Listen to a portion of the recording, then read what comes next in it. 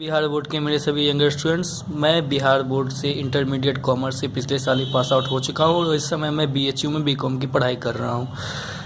मैं जब से अपने शहर इन छुट्टियों में आया हूँ, मुझे पता चल रहा है कि यहाँ पे इस साल से बिहार बोर्ड ने ईपीएस का हर एक सब्जेक्ट का प्रैक्टिकल जो है वो कंपलसरी कर दिया कि आपको प्रैक्टिकल जाके सबमिट कॉपी करनी होगी, क्योंकि पहले हम लोग के टाइम में वो था नहीं और मेरा वो सब्जेक्ट भी नहीं था ईपीएस, मेरा इकोनॉमिक्स था।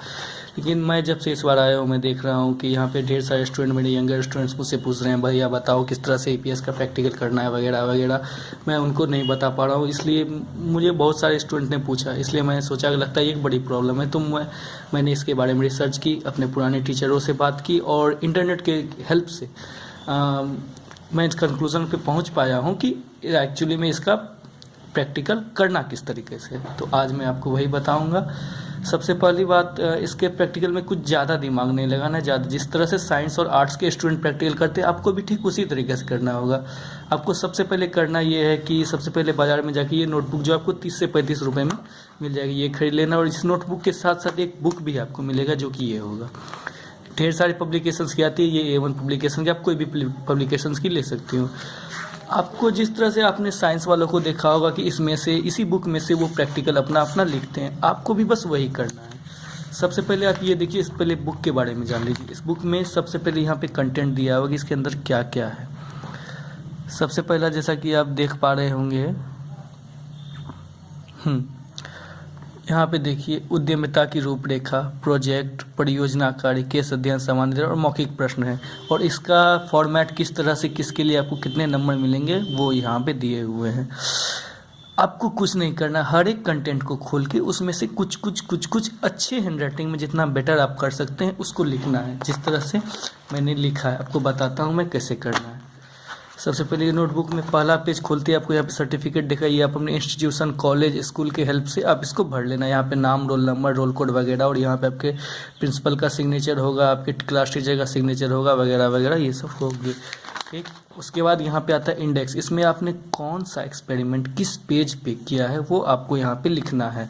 ठीक, उसके बाद अब आपको आना है अपने प्रैक्टिकल पे। तो सबसे पहला जो ये है प्रायोगिक उद्यमिता की रूपरेखा, ये जो है आपको खुद से करना पड़ेगा, क्योंकि इसके बारे में यहाँ पे दिया हुआ है। आपको अपने आसपास थोड़ा रिसर्च करके, छानबीन करके आपको ये सब क्वेश्चंस के आंसर निकालने पड़ेंगे। तो ये आप खुद से कर लेना, इसके बारे में मैं ज़्यादा नहीं बोलूँगा क्योंकि ये आपको खुद से ही करना पड़ेगा। उसके बाद दूसरी चीज़ जो है प्रोजेक्ट रिपोर्ट। यहाँ पे देखिए प्रोजेक्ट रिपोर्ट का एक और ये 2 क्वेश्चन दिया हुआ। आपको ये जिस तरह से दिया हुआ, जैसे साइंस वाले करते हैं, आर्ट्स वाले करते हैं, ठीक उसी तरह से आपको यहाँ पे ये जिस तरह से दिया है डिट्टो आपको एकदम सेम टू सेम अपने प्रैक्टिकल कॉपी पे उतार लेना है। इस तरह से जिस तरह से वहाँ दिया हुआ है उसी तरह से आपको यहाँ भी उतार लेना है। आप इसमें ब्लैक ब्लू पेन का यूज कर सकते हैं, जितना बेटर आप लिख सकते हैं आप लिखना। उसके बाद यहाँ पे इससे आप प्रोजेक्ट रिपोर्ट से आप कम से कम 2 क्वेश्चन ले लेना, एक वहाँ दिया और एक यहाँ दिया हुआ, ये भी क्वेश्चन आप उतार लेना सेम टू सेम।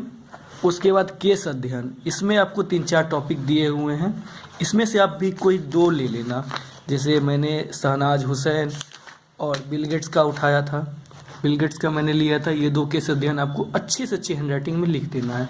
उसके बाद समस्या समाधान में से आप कम से कम 2-3 क्वेश्चंस ले सकते हैं। इसी तरह करके आपको इसी तरह बुक में सब कुछ दिया हुआ है।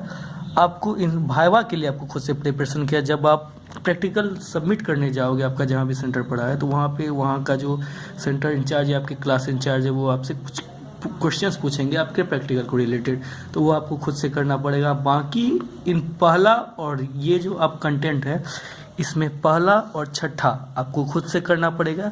बाकी बीच के इन सभी में से आप कोई भी 2-2 क्वेश्चन करके अपनी प्रैक्टिकल कॉपी बना लो। अच्छी से अच्छी हैंडराइटिंग में करने का ट्राई करो।